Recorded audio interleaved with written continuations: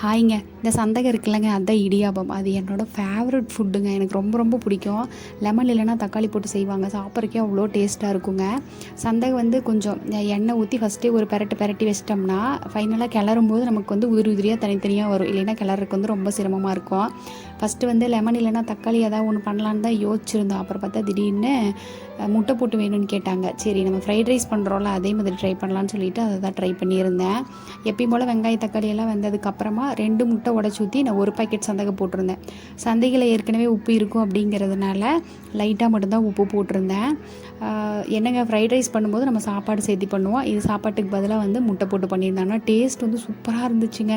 இதுலேயே கொஞ்சம் வெறுசந்தகம் எடுத்து வச்சுருவாங்க வீட்டில். கரும் சக்கரை இல்லைன்னா நார்மல் ஒயிட் சக்கரை போட்டு சாப்பிட்டோம்னா அதுவுமே செம்ம டேஸ்ட்டாக இருக்கும். பால் ஊற்றி சாப்பிட்டாலும் சூப்பராக இருக்குங்க. ஃபைனலாக முட்டை சந்தைகளை கொத்தமல்லி தலை தூவி இறக்கி சாப்பிட்டு பார்த்தா ஆஹா, எவ்வளோ ஒரு டேஸ்ட்டாக இருந்துச்சு தெரியுமாங்க. அவ்வளோதாங்க. நாளைக்கு வீடியோவில் பார்க்கலாம். பாய்.